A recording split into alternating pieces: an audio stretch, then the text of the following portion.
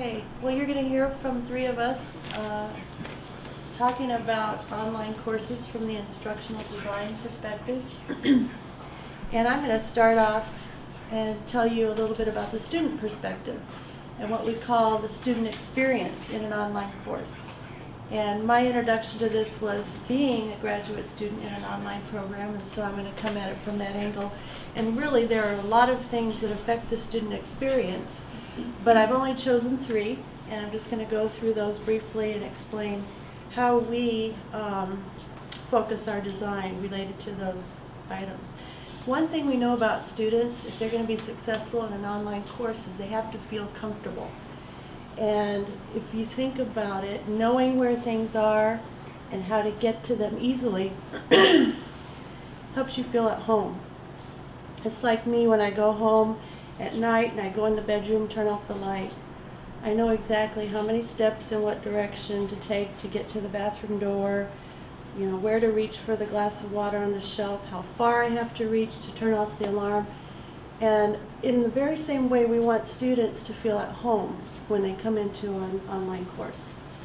So that's why we feel it's very important to have a consistent look and feel in all of our courses. So we have these standard tabs in every course. You've got announcements, course basics, course materials, and then discussion board, and I'm standing right in front of it. But each of those areas has certain types of information for the course. So we feel it's important to present course materials in a consistent way. And once students are familiar with the geography of the course, then they're going to be comfortable and confident in every one of our online courses as long as we keep things consistent. So it's important for them to feel at home. Excuse me. As a student, the main concern I have when I log into a course for the first time is what's going to be expected of me. I don't want any surprises. I want to know right up front. And I'll have questions like, who's my professor? What are they like? Will I be reading? How much will I be reading? What will I be reading? What kind of assignments will there be? How many points are available? All those things are going to help me feel like, I know what's going on. And if I understand what the instructor means when they say, write an essay, turn in a paper, contribute to the discussion board, knowing those things help me orient myself toward those assignments and maybe even look forward to them. So right up front, we provide a syllabus for students to know exactly what's expected of them throughout the course. And this is like giving them a map for success. When they get into course basics, they find a syllabus that's been formatted formatted in a certain way, standard way. And then oftentimes, and we encourage professors to provide grading rubrics for every assignment that's given in the course. It reminds me of just the old common sense saying that, you know, if you don't know where you're going, you won't know how to get there. And so it's important to show students what's expected of them right off and communicate that clearly. A summary of educational research shows that students come to class with preconceived ideas, preconceptions about the subject or the topic that they're studying. And if you don't engage them right away, then those preconceptions can actually hinder the learning. And so that's why we try to begin every week with an introduction that's engaging and clear. And so we have our courses set up generally in 8 weeks formats. And so each week has content. When you click on week 1, the very first thing you'll see is an introduction. And this is where we provide an attention getter for the topic of the week, or topics. And we try to craft context for the main ideas or the big ideas that are discussed that week in this small area. Another thing that's very important for me as an online student is just to feel that I belong. and researchers agree overwhelmingly that if you have a successful or a good experience with community in an online course, you're going to be successful and probably stay in the course. And we're all concerned about retention and success. So it's important to foster community. And Michelle, she's going to come and talk to us a little bit about community and how that happens in an online course. Thank you, Gwen. Well, I was a student here in the 80s, long before we ever knew anything about online classes. So I had the opportunity to be in a traditional classroom. And one reason why I even chose Spring Arbor as my college is because of the sense of community. I knew as I was a student here, I could be in the classroom, I could connect with my professors, I could connect with the other students. Classrooms were generally small, there was a good student to teacher ratio, and it really was the whole campus. I mean, everything was smaller then. The whole campus really was a community, a faith community, and that's what I was looking for. And we all want to feel connected, as Gwen mentioned. So Spring Arbor has built that reputation as a campus that is a community that connects students with one another and with the faculty and the staff. How do we maintain that in an online environment? It can be challenging, but there are definitely ways we can do that. One thing that Spring Arbor has that is unique is that we are a community of learners who base our learning on the perspective of Jesus Christ. So we want to incorporate faith into what we do in the classroom, and that includes what we do in the online classroom as well. You can do this in a variety of ways. We have an example here from one of our best practices. This is from an econ course, but you can see that this instructor built in here a faith and learning exercise based on the fruits of the Spirit. Basically, the students have to journal each week on a different fruit of the Spirit, talking about how they are developing that in their lives. And this is one way that they connect their faith with what they're doing in the classroom, and also a way for them to connect with their instructor, because they can do this through a journal format. And Tara's going to talk about that a little bit later on, how the journal format allows the students to connect with the professor. Something else I want to point out to you, if we go to this course, it'll be easier for you to see if I do it from over here. All of us have probably heard of discussion boards. And discussion boards are very good for students to be able to connect with one another and with their professor, to discuss topics, to interact, to collaborate together. But when I think of a discussion board, I think of something very sterile. You know, I go to the discussion board, I read a comment, I post a comment. It doesn't have to be that way. This course, this is a nursing course, and you can see over here, they have created, instead of just a regular discussion board, they do have a discussion board, but they also have something they're calling a break room, and they have something that they're calling chapel. These are basically discussion boards where the students can post different things that don't necessarily relate directly to the course content, but it gives them an opportunity to form those connections, to form that community in the online environment. Now I'm not going to go in here and let you read these, but I'll give you a background on some of these. The Roses of Our Lives, that is a poem that the instructor posted. And then the students started commenting on that. And then a different student posted, you know what, here's what I'm experiencing in my work when I meet with patients. Here's what my patients are feeling. Here's how I'm relating to them.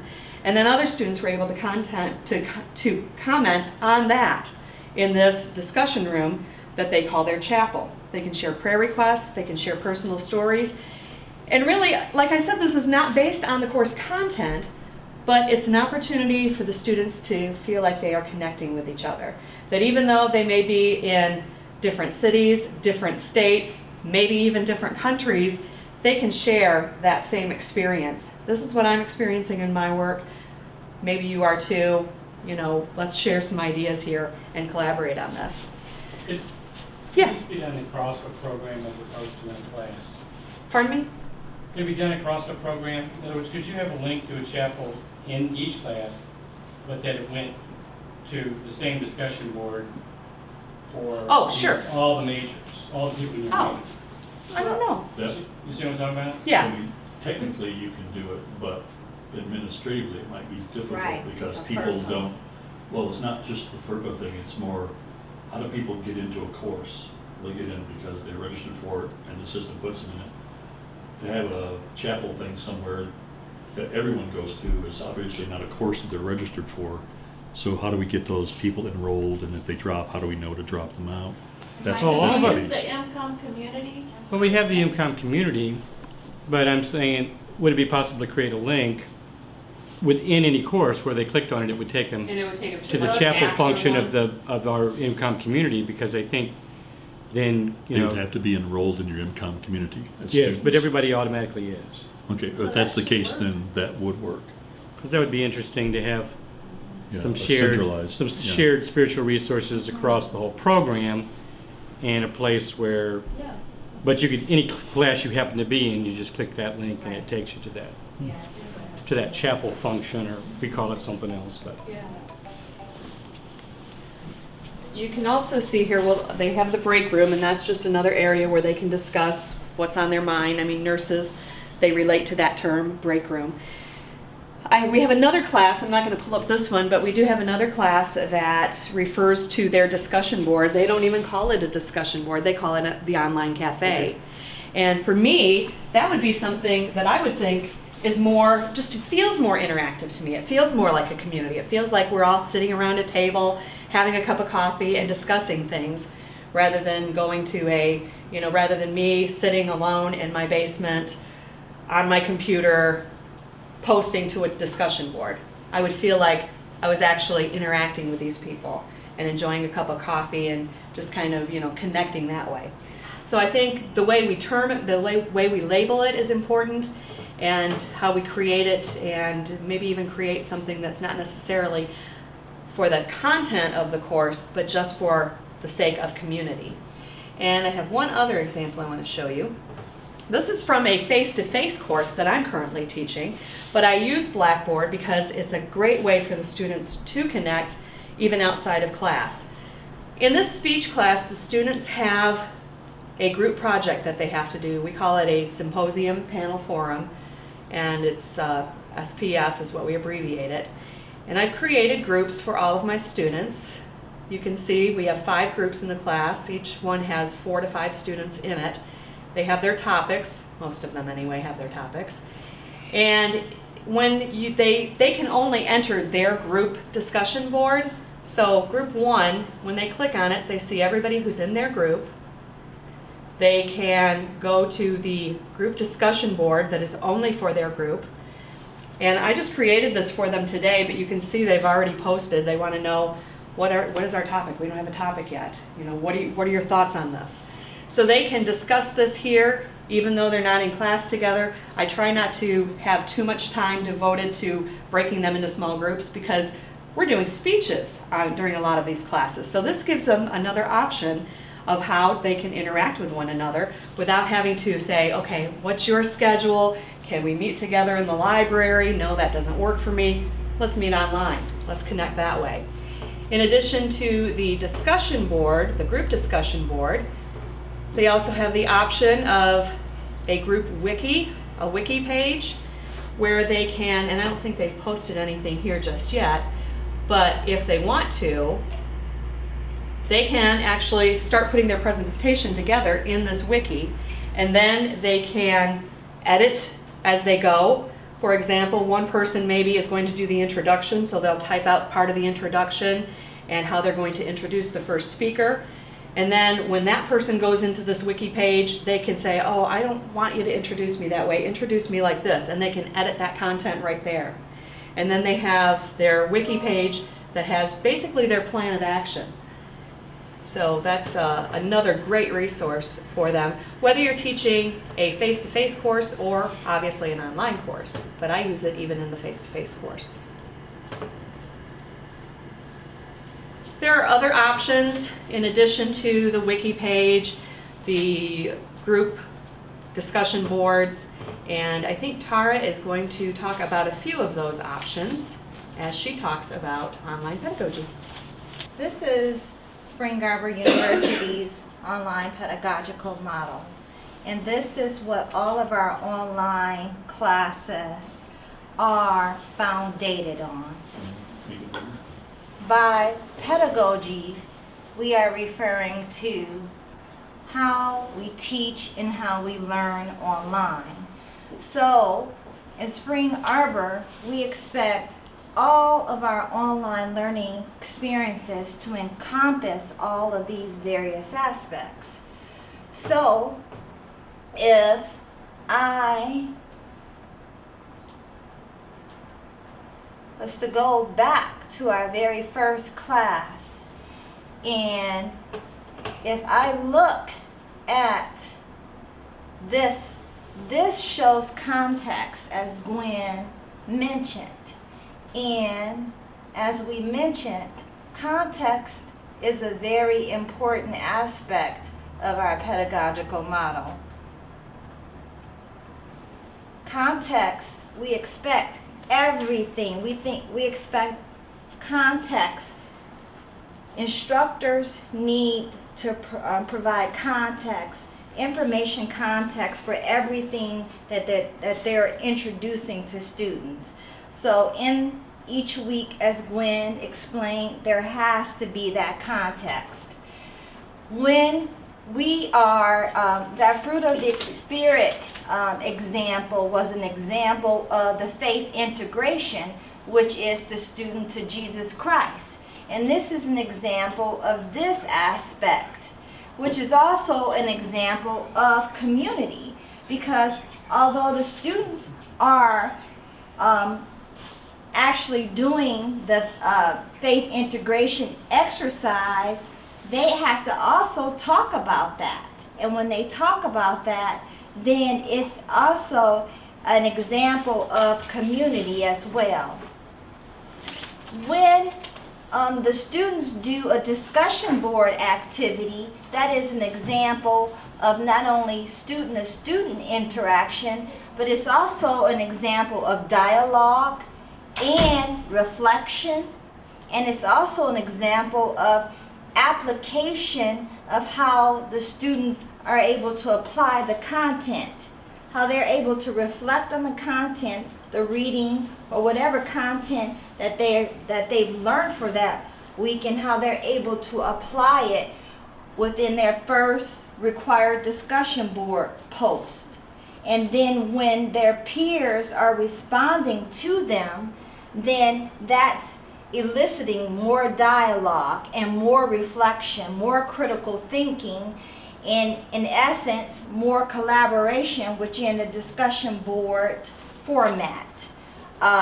So that's more application, and the discussion board activity is an assessment activity as well. The journal tool is an example of an instructor to student activity, because the journal tool allows the instructor to gauge how the student is understanding or grasping the content, or how that student is reflecting on that content. So the journal tool is a way for the student to instructor interaction to occur, and it's also a way for further reflection to occur with content, context, assessment, and application. Wiki is also a way for you to have student to content, student to student collaboration, and within the wiki tool, the instructor is able to comment. So then you also have more dialogue and application, because the instructor might say, John Doe, great point, but you need to cite your reference. So then there is reflection, there's assessment, and there's always context, and it's always related and tied back to the content.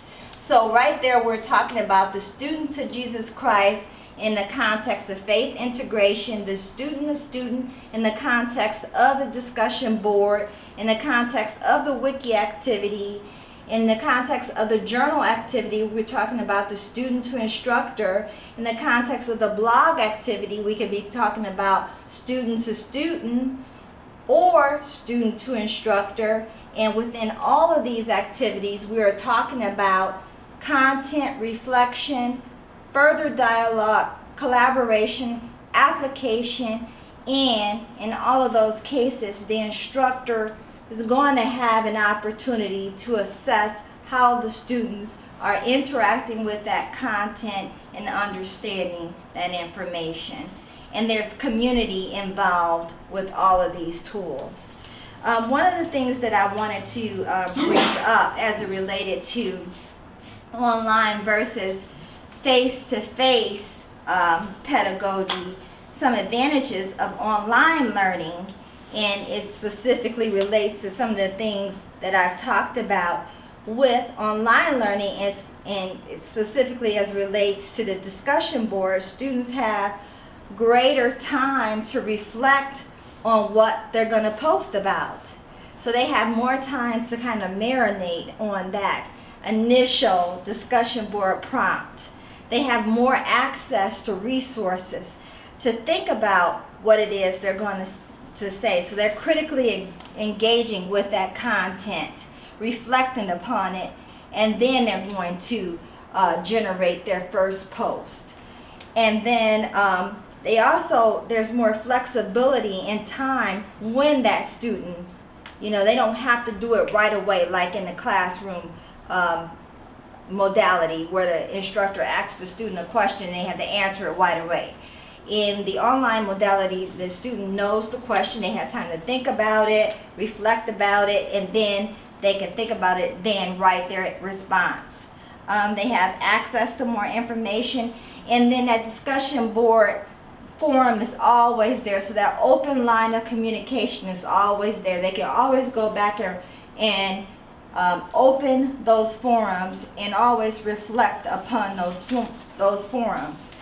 A couple of other things in terms of face-to-face learning that's easily translated into the online environment is awesome. Some various auditory products like podcasts.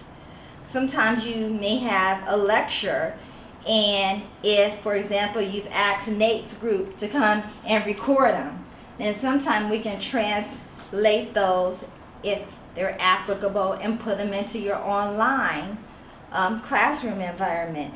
Visual learning. Maybe we can take a photo that you've snapped and put it into your online class that you're converting from face-to-face to online.